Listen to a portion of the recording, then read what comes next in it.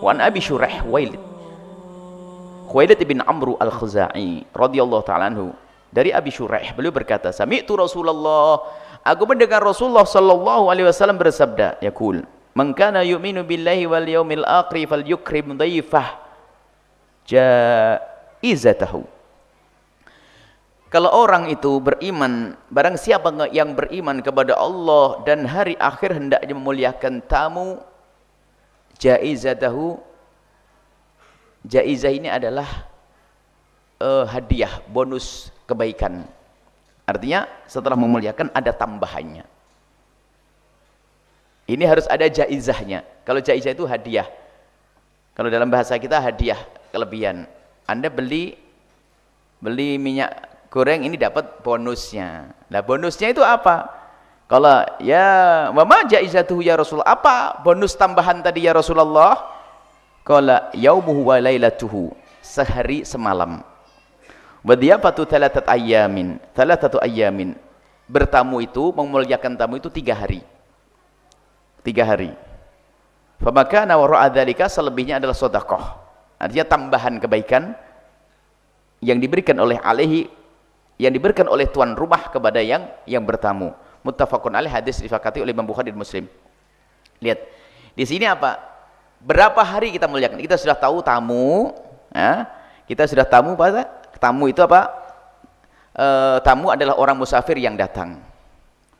Kemudian di sana juga harus tahu, kita tahu cara memuliakan adalah tidak harus memaksakan diri. Kecuali memang kita orang yang berada, bolehlah kita muliakan tamu. Ya? Kita muliakan tamu kalau kita memang orang berada, dan muliakan semampu Anda. Tapi kalau Anda tidak mampu, paling tidak sesuai dengan yang Anda makan, karena tamu kadang tidak macam-macam. Sebab datang ke rumah Anda bukan cari makanan, dia ingin bersilaturahim. Akan tapi di saat datang ke rumah Anda, di saat lapar, ya semuanya enak nanti. Yang penting jangan sampai cuek. Paling tidak seperti yang Anda makan, Anda berikan kepada dia. Dan jangan memaksakan diri sampai besok harinya Anda tidak senang dengan tamu. Kemudian setelah itu, kita dengan tamu itu harus berapa hari kira-kira? 3 hari. Nah, hukumnya merawat tamu itu bagaimana?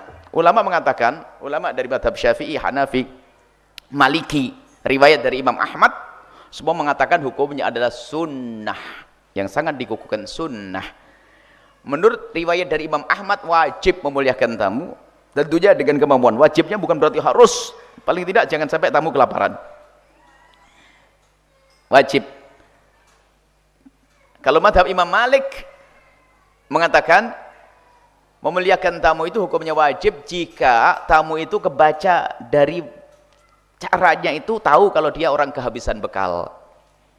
Kalau tahu orangnya biasa, kadang-kadang orang pakai mobil mewah dan sebagainya kan, kelihatan punya duit, maka ini adalah sunnah kita muliakan. Dan ini yang dibahas. Jangan tentang oh banyak duit tidak usah dikasih makan deh. Bukan itu masalahnya. Kewajiban Anda untuk memuliakan dia. Bahkan Anda tidak usah mikir, wah kayak apa nanti, jangan-jangan tidak suka. Oh tidak, belum tentu. Mungkin Anda punya di rumah apa sih? Makanan, ketela rebus dan sebagainya. Punyanya itu saja. Sodorkan, jangan berkata, wah paling tidak suka. Nggak boleh begitu. Kadang dia rindu dengan makan yang seperti itu. Karena selama ini mungkin tidak makan. Bahkan kalau sudah lapar itu, lauknya di dalam perut. Pengen enak semuanya. Jadi lauk yang paling enak namanya lauk lapar. Jadi sudah enak semuanya. Yang penting jangan dibiarkan tamu begitu saja tanpa Anda muliakan. Kemudian, nah 3 hari itu ada jaizahnya. Jaizah itu bagaimana? Ulama bahas jaizah itu bonus. Artinya apa? Di hari pertama itu harus paling tidak kamu lebihkan dikit-dikit. Selebihnya sama dengan yang kamu makan. Jadi kalau ingin melebihkan di hari pertamanya itu, jaizahnya sehari. Kemudian selebihnya genapi 3 hari. Jadi sehari pertama ya agak dilebihkan deh. Ya. Kalau telurnya 1 jadi 1,5, ini tambah dikit deh. Jadi tambah, untung-untung sampai dimuliakan benar-benar mulia, itu adalah sebuah kemuliaan yang luar biasa. Jadi ada jaizahnya, ada plusnya, ada pelayanan khusus, ada sajian yang lebih di hari pertama, kemudian 2 ketiga. Setelah hari ketiga, maka ini ada pendidikan dari Nabi SAW, hadis yang terakhir ini. Wa fi riwayatin li Muslim, riwayat dari Imam Muslim, la yahillu li muslimin, tidak diperkenankan, tidak halal bagi seorang muslim ayyukima inda akhi, bertamu di rumahnya orang, hatta yu'thimahu, sampai menjadikan tuan rumahnya berdosa. Maksudnya apa? kalau kamu bertamu itu jangan sampai kamu jadi tamu yang nggak tahu diri. Tiba-tiba nginep sebulan, kan pusing. Nambah keluarga ini kan begitu. Mungkin orangnya baik, akan tapi lihat, yuk timu, sehingga tamu itu menjadikan tuan rumahnya bingung, akhirnya bisa jadi jengkel, akhirnya bisa menjadi ngutang-ngutang, akhirnya jangan sampai yuk timu.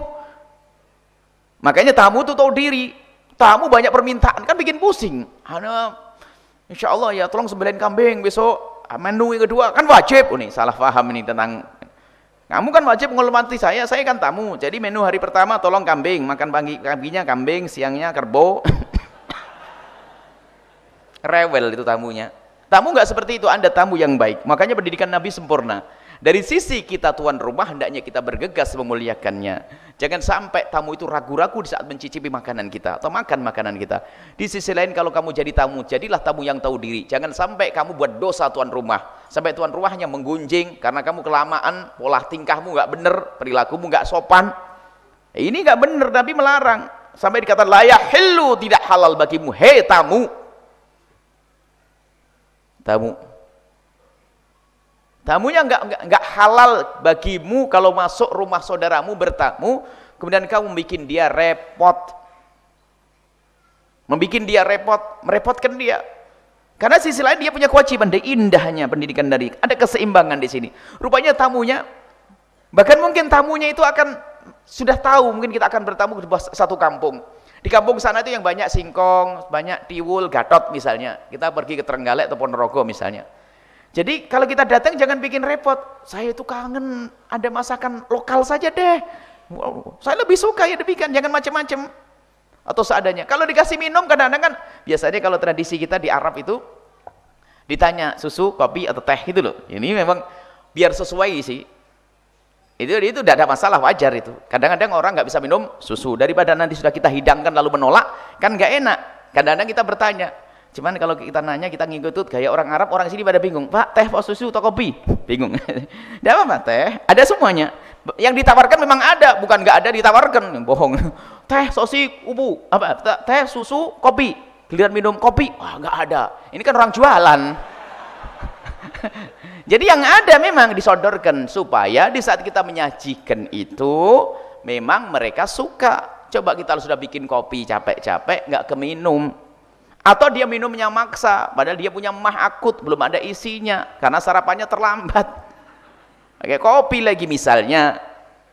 Jadi kita tidak apa-apa bertanya, misalnya bertanya, biarpun memang hendaknya kita sajikan yang sekiranya misalnya ya kalau orangnya macam-macam deh, tidak apa-apa.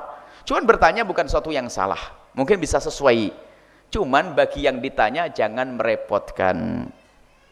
Kopi, susu, teh. Bilang saya coklat, ini kan aneh ini. Bukan ada, jangan merepotkan. Tidak boleh kita merepotkan. Ini pendidikan dari Nabi, jangan kita merepotkan sampai dia kebingungan. Bahkan bilang saja, saya itu lama datang ke kampung seperti ini. Semua hidangan kampung bagi saya enak. Apa saja deh seadanya. Air anu putih seadanya yang paling mudah bagi saya paling enak. Jadi, kemudian bilang enak dinikmati, alhamdulillah ini. Cuman ada suatu ketika kisah ini. Ada salah satu ustadz, seorang ulama datang ke rumahnya satu orang awam. Orang awam itu mencintai. Ya. Kemudian ya disajikan belut, ada belut, gorengan belut itu. Dia nggak pernah makan belut. Cuman karena orang soleh itu selalu apa menghibur tuan rumah. Oh saya senang ini, masya Allah, ini enak semuanya belut. Oh, Ustaz senang belut. Iya senang saya, enak semuanya. Padahal hanya dicicipi sedikit. Setelah selesai makan, assalamualaikum, dikasih belut 2 kresek. Jadi ya karena tapi diterima, bisa manfaat dibagi-bagi sama orang kan, tidak apa-apa. Jangan sampai astagfirullahaladzim, saya tidak biasa makan ini. Allah. Saya teringat juga waktu saya dengan guru mulia Habib Hasan bin Ahmad Baharun, pendidikan, ngomongnya sederhana tapi ingat terus. Kami tidak suka petis. Petis itu, petis kan bau kayak terasi sebetulnya. Cuman kalau sudah biasa jadi kecanduan kan. Saya karena belum biasa, karena di Blitar jarang ada namanya petis. Giliran masuk ke Bangil, kita berkumpul dengan orang-orang daerah Bangil, Pesuruan, kemudian Madura, itu banyak petis. Saya petis itu nggak bisa. Saya makan, ini makan petis. Enggak. Dibiarkan saja setelah itu. Dibisiki. Ente belajar makan petis. Karena ini makanan masyarakat di daerah sini. Jangan sampai kamu nanti dikasih makanan ada petisnya lalu kamu bilang, aku tidak bisa. Wah, mulai dari itu saya belajar makan petis. Akhirnya sampai itu kecanduan petis. Tapi Anda tidak usah bingung ngirim petis ya. Jangan saya ngomong ini Anda ngirim petis ya. Ini saya stop dulu nih. Memang akhirnya saya petisnya. Setiap kan dari masa lembu, dari Madura, jangan lupa petis. Nah, ada petis goreng, ada petis ini. Jadi perlu berlatih, jangan sampai dikasih sama orang, astagfirullahaladzim, saya tidak makan ini, repoti namanya. Kalaupun Anda tidak makan, kata Nabi, tidak usah dicaci makanan, tinggalkan saja makan yang lainnya. Nggak usah bilang. Jadi lihat pendidikan dari baik, jangan sampai kita itu menjadikan tuan rumah itu berdosa. Karena apa? Gunjing, rewel tamunya. Ngomong sama istrinya, waduh, tamunya rewel, nggak mau ini, nggak mau itu. Kan gunjing jadinya. Makanya kalau Anda bertamu yang baik, bikinnya tuan rumah senang, karena tujuan Anda bukan cari makan, Anda tujuan lain, mungkin Anda tujuan ke tempat lain, Anda mampir sebagai seorang musafir. Baik, Anda sekedarnya saja, karena ibaratnya itu penyambung saja. Mungkin warung tidak ada, sehingga para ulama juga membedakan, kalau tamu, apakah memuliakan tamu ini di desa saja atau di kota juga. Sebagian mengatakan hanya di desa saja, kalau di kota kan banyak warung, kan gitu ya. Enggak. Yang benar adalah di kota dan di desa sama saja. Kalau ada tamu dari jauh, kalau kemudian mampir ke rumah Anda, hendaknya Anda upayakan untuk bisa memuliakan dia. Sekiranya waktu makan, silakan Anda siapkan waktu makan. Kalau tidak, paling tidak minuman. Kan jam makan ketahuan, jam sekarang ini jam pagi, jam siang, jam sore, itu ada waktu makan. Kalau datang bukan di waktu makan, ya paling tidak Anda muliakan dengan air minum dan sebagainya. Baik, itu saja insyaallah. Qalu ya Rasulullah, wa kaifa yu'thimuhu, bagaimana menjadikan tuan rumah itu berdosa ya Rasulullah? Qala yuqimu indahu wa la syai'a lahu yakrihi. Tinggal di rumahnya satu orang sampai orang itu nggak bisa memuliakan karena kehabisan bekal, berasnya habis. Karena apa? Dia kelamaan. Dia nggak tahu diri. Jadi dikatakan maknanya adalah tidak halal bagi seorang tinggal di rumahnya tuan rumah melebihi dari 3 hari, bahkan 3 hari rewel nggak boleh, 3 hari merepotkan, atau lebih dari 3 hari. Ini jadi maknanya 2. Yang makna pertama adalah yu'thimuhu, itu adalah membuat tuan rumah berdosa, adalah biarpun 3 hari kalau kamu rewel merepotkan, itu nggak benar, tidak halal bagimu yang demikian itu. Yang kedua adalah biarpun caramu benar, kalau lebih dari 3 hari ini bermasalah. Kecuali kamu diminta oleh tuan rumahnya, memang tuan rumahnya menghendakimu. Sudah di sini dulu, jangan, benar kelihatan dari ketulusan ucapannya, iya. Tapi kalau biasa-biasa saja, wajar saja, jangan sampai lebih dari 3 hari. Sebab apa? Kadang kan mereka juga punya kesibukan, harus ke sana kemari dan seterusnya, harus punya usaha ada kesibukan. Kalaupun lebih dari 3 hari dan atas kemauan dari tuan rumahnya, maka kaidahnya tetap kita tidak perlu merepotkan dia. Bahkan harus buka-bukaan hati kita dengan dia. Pokoknya sudahlah, jangan kau pikirkan aku di sini, yang penting aku mau nginep sini dan sebagainya. Kamu tidak usah mikiri saya. Jadi bagaimana kita itu menjadikan tuan rumah itu legowo. Jadi lebih dari 3 hari, kalau memang tidak diminta oleh tuan rumah, kita harus lebih waspada lagi. Jangan-jangan malah menjadikan tuan rumahnya itu ngedumel, karena orang bisa saja ada jatahnya untuk sekolah anaknya, untuk makan keluarganya, untuk ini semuanya. Tak-taunya kita ke situ lebih dari 3 hari. Mungkin juga dia mau kerja, di rumah ada istrinya, kita laki-laki, dia serba salah nanti. Apalagi jika rumahnya memang belum disiapkan untuk rumah tamu dan seterusnya.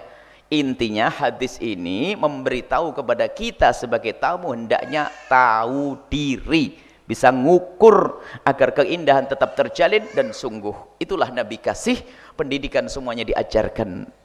Dari yang bertamu dan yang terima tamu pun diberi pendidikan yang baik agar semuanya indah, dan tujuan hidup adalah keindahan di dunia sebagai mukotibah keindahan nanti di akhirat. Wallahu a'lam bishawab.